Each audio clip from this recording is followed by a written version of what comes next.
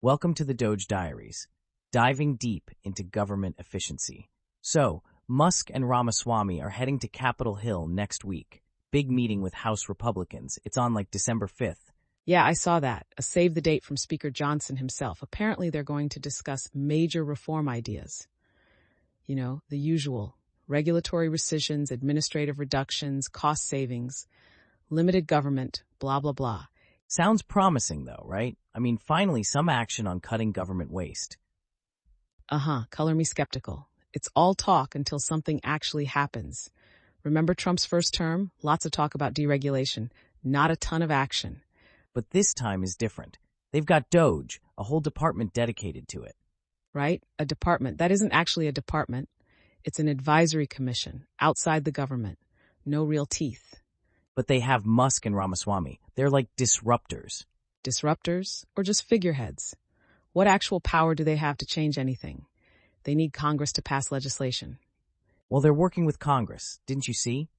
Marjorie Taylor Greene's leading a new subcommittee on government efficiency, specifically to work with DOGE, and Senator Ernst, too, in the Senate. There's momentum. Momentum toward what exactly? They haven't actually specified any concrete plans, just vague pronouncements about cutting waste. What programs are they going to cut? Where are these fake jobs Musk keeps talking about? Well, Musk mentioned the CFPB, said it should be deleted. Too many duplicative regulatory agencies, he said. Oh, really? The Consumer Financial Protection Bureau? The one that protects consumers from predatory lenders? That seems like a specific target. Look, some regulations are just unnecessary burdens on businesses. They stifle innovation and growth. And some regulations protect people from being exploited. It's a balancing act, and DOGE seems a little too eager to tip the scales in one direction. I think they just want to make government more efficient, like a well-oiled machine. Or like a dismantled machine. Ramaswamy's talking about cutting up to 75% of the federal workforce. That's not streamlining, that's decimating. Well, they do have a sunset date for DOGE, July 4th, 2026, so it's not like they're planning a permanent takeover. A self-destruct button, maybe. A blaze of glory or a spectacular implosion. We'll have to wait and see, won't we? So Musk and Ramaswamy, huh? Taking on the federal government. Sounds like a bold move. Bold? Or completely bonkers?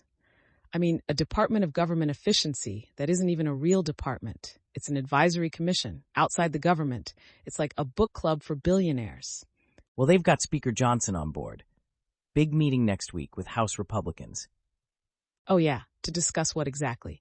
Major reform ideas. That's delightfully vague. What are these ideas? Cutting regulations? Which ones?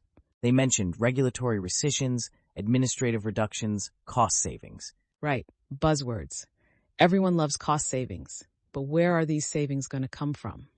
What programs are on the chopping block? Well, Musk mentioned the CFPB. The Consumer Financial Protection Bureau? Right, because protecting consumers from predatory lending is clearly unnecessary government overreach. Hey, some regulations are unnecessary. They stifle innovation. And some regulations prevent people from being ripped off. It's a delicate balance, and these guys, they're not exactly subtle. Ramaswamy wants to cut 75% of the federal workforce. That's not efficiency, that's anarchy. It's ambitious, I'll grant you that. But they're not messing around. They even have a sunset date for DOGE, July 4th, 2026. In and out, like a well-executed heist. More like a demolition derby. A self-destruct button, maybe. They'll set the charges, light the fuse, and boom, government in flames. Or maybe just a lot of hot air. We'll see. So, Musk and Ramaswamy are banking on these Supreme Court rulings, right?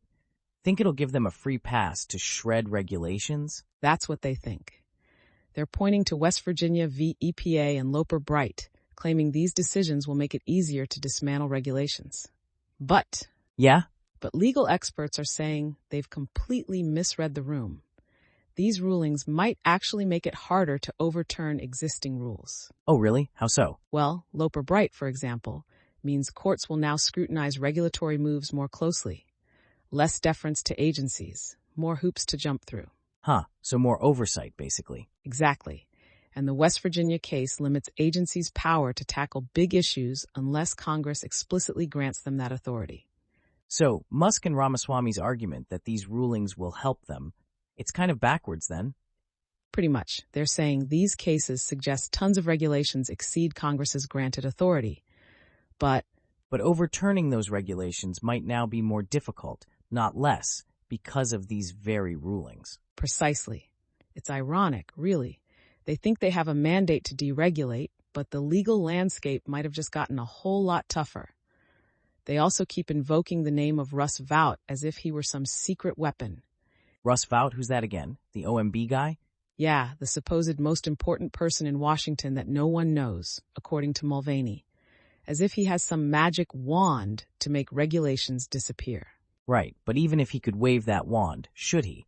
I mean, some regulations are actually, good. Exactly. Protecting consumers, safeguarding the environment, these aren't just bureaucratic burdens. They serve a purpose. So DOGE's grand plan to slash and burn regulations, it might be more of a slow simmer, or maybe just a fizzle. We'll see. But one thing's for sure, it's not going to be as easy as Musk and Ramaswamy think. They're in for a fight. So Musk and Ramaswamy think they've got this magic bullet to shred regulations, huh? Present a list to Trump, poof, they're gone. Like magic. Yeah, a magic wand made of wishful thinking. Legal experts are saying they've completely misread these Supreme Court rulings. They think it'll be easier to gut regulations, but it might actually be harder now. Oh, really? How so? Well, Loper-Bright in West Virginia v. EPA, right? They actually increase scrutiny of regulatory moves, less deference to agencies, more hoops to jump through. It's, kind of the opposite of what they want. Huh, so more oversight, not less? Exactly. And West Virginia limits agencies' ability to tackle big issues without explicit congressional authority. So, ironically, overturning existing regulations might be more difficult now, thanks to these rulings they're celebrating. It's like they brought a knife to a gunfight. More like they brought a strongly worded letter to a demolition derby. They're also banking on Russ Vought, the OMB guy. Vought? As if he's the key to unlocking deregulation. I mean, even if he could make regulations vanish, should he? Right? Some regulations are good, protecting consumers, the environment. These aren't just bureaucratic burdens. They serve a purpose. So, DOGE's grand plan to slash and burn regulations, it's looking more like a slow simmer. Or a complete fizzle. They're talking about cutting federal workers too, but those are the very people they'd need to review and revise these regulations. It's like sawing off the branch they're sitting on.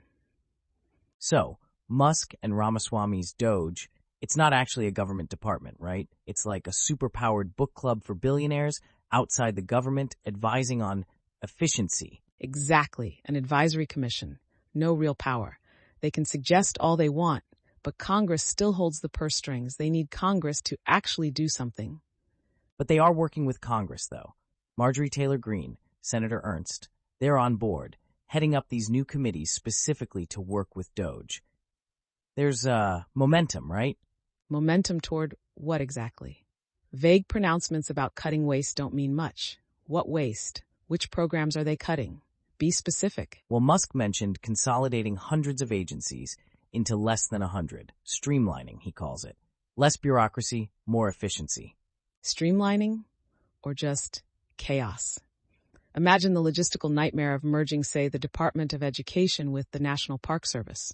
What do those even have in common? I see your point, but think about the potential cost savings. Less overlap, less redundancy. And less expertise, less accountability. You can't just mash together disparate agencies and expect them to function effectively. It's not like building a better rocket. Governing is complex. Okay, so maybe merging agencies is a bit much, but what about cutting the federal workforce? Ramaswamy's talking about 75%, massive reductions. Surely that would save money.